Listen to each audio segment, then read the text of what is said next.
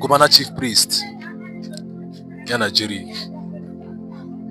I'm an Cubana Chief Priest, not businessman call, but a man more business all into. But recently now, I'm gonna drop with and Boy P and High Singer actually with Zoro. Somebody reason now. What do Cubana Chief Priest by future Jerick? Future Yokate, Chineke me, ego go so no more. Yeah, go onwere ego ahụ nwere ego feature Jerick. So nna na-ekwu Cubana Chief Priest, celebrity barman, feature anyị Yokate, gonna drop or hit. Ego ga top.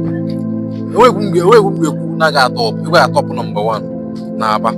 Top number 1 na Spotify. Top number 1 na Apple Music. Audio man. So biko Cubana Chief Priest, feature Jerick, feature Yokate, feature Hood Boy, feature Ogbe Master. Biko, na Aba na-eche ndị Igbo na-eche. Thank you.